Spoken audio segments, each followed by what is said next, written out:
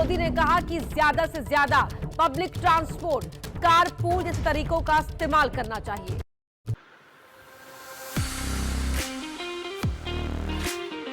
जब मैं फौज में था तो कोशिश यही रही कि एक अच्छे ओबीडियंट ऑफिसर की तरह रहा जाए, सीनियर का काम माने और देश हित और सर्विस के हित में ही काम किया जाए। और अब सिविलियन बन गए तो अब भी कोशिश यही रहेगी कि एक अच्छे ओबीडियंट सिविलियन बन के रहें। हमारे प्रधानमंत्री मोदी जी ने बोला है कि आप ऑफिस जाने के लिए ज़्यादा से ज़्यादा हो सके तो पब्लिक ट्रांसपोर्ट का इस्तेमाल कीजिए। तो आज हम ऑफिस पब्लिक ट्रांसपोर्ट में जाएंगे। अब कुछ लोग बोलेंगे कि आप वर्क फ्रॉम होम क्यों नहीं करते हैं, तो मैं उन लोगों को बता दूं कि बहुत सारी सर्विसेज है, जैसे हमारी military services, emergency services, doctor, pilot, airport operations, railway operations और ज़्यादातर सॉफ्टवेयर इंडस्ट्री को छोड़ के आप ज़्यादातर कामों में आपको ऑन साइट ही जाके काम करना होगा। So let's go.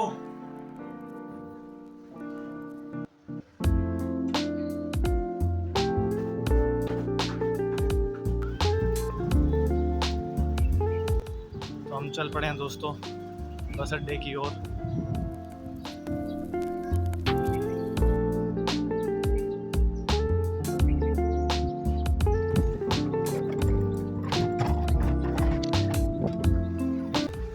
धूप छाँव चल रही है, धूप भी काफ़ी है, गर्मी भी है, थोड़ी थोड़ी हवा भी चल रही है, बट ठीक हो जाएगा। थोड़ी सी अच्छी बात ये है, सोसाइटी वालों ने काफ़ी पेड़ लगा रखे हैं, तो आपको चलने के लिए कुछ धूप में नहीं चलना पड़ रहा है।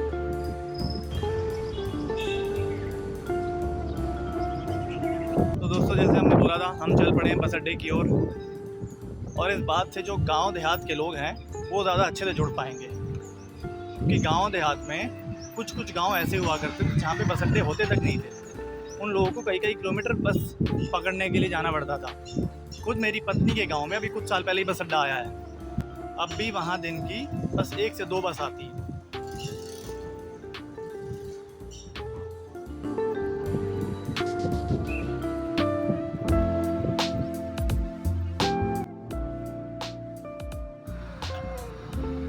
फाइनली हम 10 मिनट की वॉक के बाद मेन रोड पर पहुंच गए। चलो देखते हैं, बस अड्डा उधर आगे चल के है।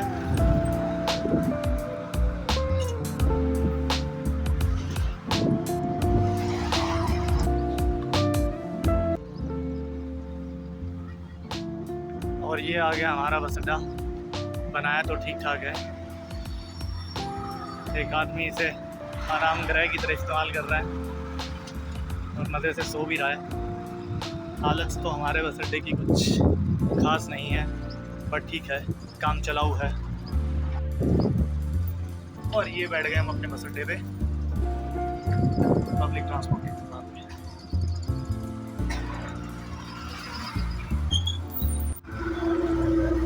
आराम गृह पे उठ गए हमारे रागी साहब।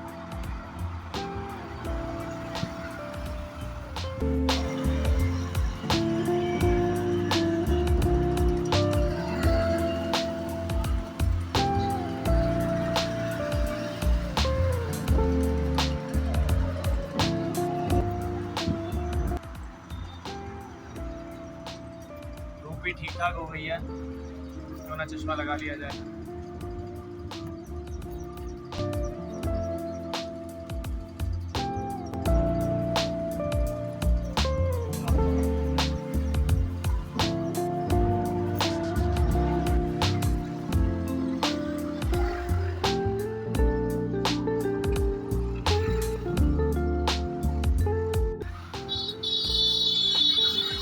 चीज़ें आपको रोड पे पक्का मिलेंगी, बिना हेलमेट के सवारी करते लोग और रॉन्ग साइड जाती गाड़ियाँ। और सबसे ज़्यादा डिसिप्लिन तोड़ने में माहिर है हमारे ये गिग वर्कर्स। हमेशा रॉन्ग साइड चलेंगे, हमेशा सिग्नल तोड़ते नज़र आएंगे आपको, बिना हेलमेट के सवारी करते नज़र आएंगे। इनको अपनी जान का और किसी और की जान से कोई मतलब नहीं है। ये एक और गए माश है रॉन्ग साइड। और एक पब्लिक ट्रांसपोर्ट हमें नज़र आ रहा है। शाबाश, इस पब्लिक ट्रांसपोर्ट में तो हम अपने गंतव्य तक नहीं पहुंच पाएंगे, कुछ ज़्यादा ही धीरे है।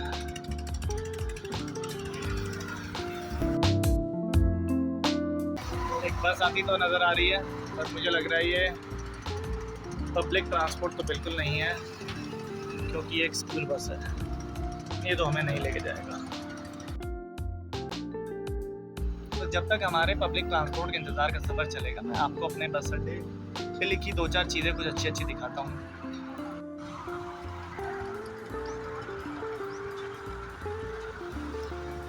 Keep your city clean. अब कितना हम अपनी सिटी को क्लीन रखते हैं ये तो आपको भी पता है। कुछ फायर, एम्बुलेंस और वुमेन हेल्पलाइन के थूकना मना है। एक्चुअली यहाँ थूकना जगह थूकते हैं। Save water for the future. मुझे यहाँ बैठे लगभग 1 घंटा हो चुका है। राहगीर अपनी नींद पूरी करके भी जा चुका है। दूसरी बनी परछाई ने भी अपना रुख बदल लिया है, लेकिन अभी तक दूर दूर तक कोई भी पब्लिक ट्रांसपोर्ट मुझे नज़र नहीं आया। और ऐसा नहीं है कि मैं किसी दूर दराज के क्षेत्र में बैठा हूँ। मैं बैठा हूँ बिल्कुल हॉट एंड हैपनिंग जगह। मैं बैठा हूँ गुड़गांव के सेक्टर 108 में।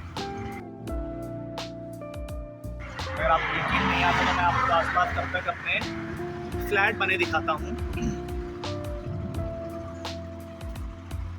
ये मेरे पीछे देख रहे हैं आप, ये फ्लैट, इस तरफ ये फ्लैट देखिए, और भी हैं। वो पीछे एक और सोसाइटी आपको नज़र आएगी, उधर एक और सोसाइटी है, वो भी आपको नज़र आएगी। और जानते हैं इन सोसाइटीज़ के रेट कितने, इन फ्लैट में रहने की कीमत क्या है? 5 करोड़। एक सोसाइटी में एक फ्लैट लेने की कीमत है 5 करोड़। लेकिन पब्लिक ट्रांसपोर्ट और बेसिक एमिनिटीज़।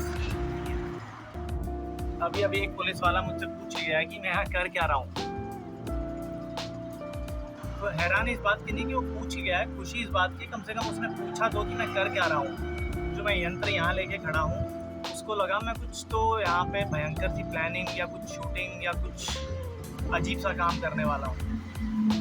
चलो जो भी है, उसे जैसा भी लगा, कम से कम उसने पूछा कि मैं बस स्टैंड भी ठीक ठाक बना है, रोड भी ठीक ठाक बने हैं, सोसाइटियाँ भी अच्छी वाली बनी हैं, लेकिन मोदी जी एक बेसिक फैसिलिटीज़, बेसिक अमेनिटीज़ जो होती हैं जैसे पब्लिक ट्रांसपोर्ट, वो नहीं है।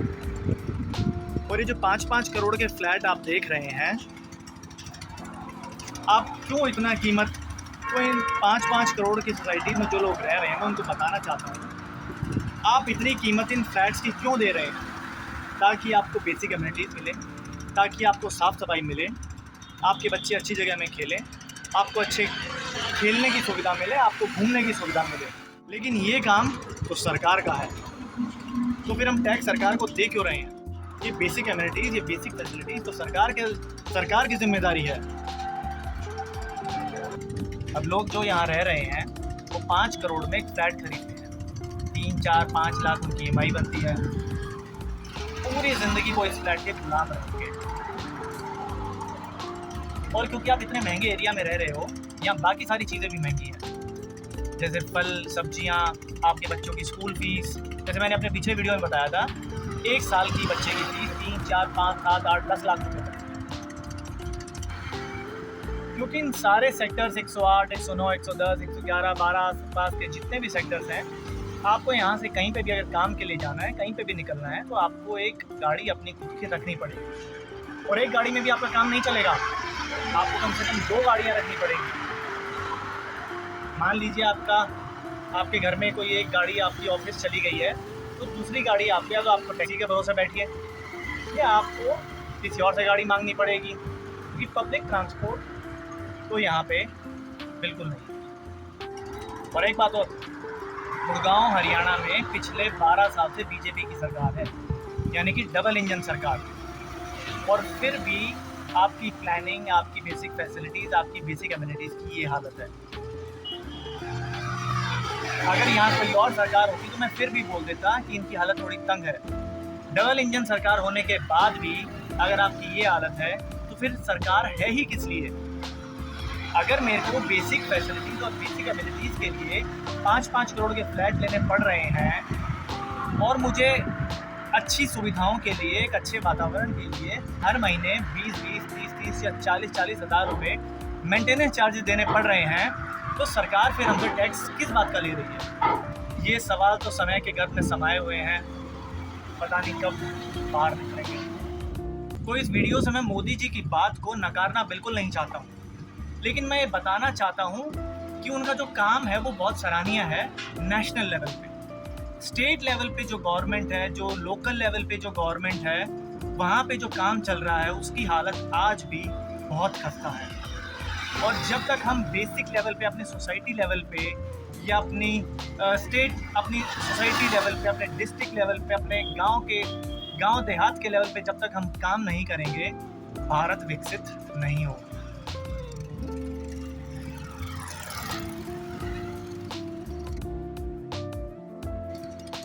तो मोदी जी, मैंने आपके बोलने में निर्णय लिया था कि आज मैं पब्लिक ट्रांसपोर्ट से ही अपने दफ्तर जाऊँगा, लेकिन लगभग 2 घंटे मुझे बैठे हो चुके हैं और मेरे और उस राहगीर के अलावा यहाँ पे कोई नहीं आया है।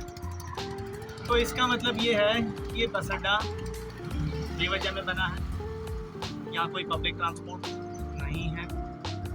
अगर आपके पास गाड़ी है तो आप दफ्तर जा सकते हैं या आप हर रोज़ टैक्सी लीजिए।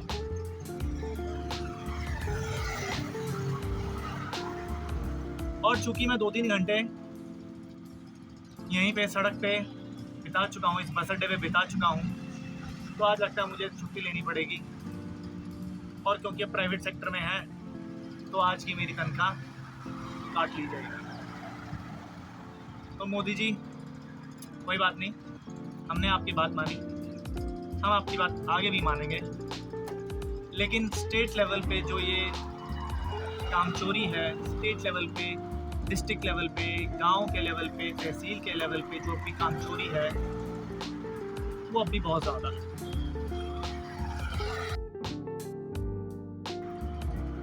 तो चलो दोस्तों, वापस घर चलते हैं। जय हिंद।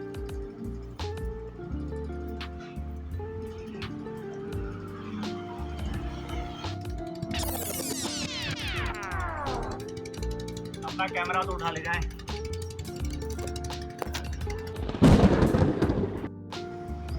लौट के बुद्धू घर को आए।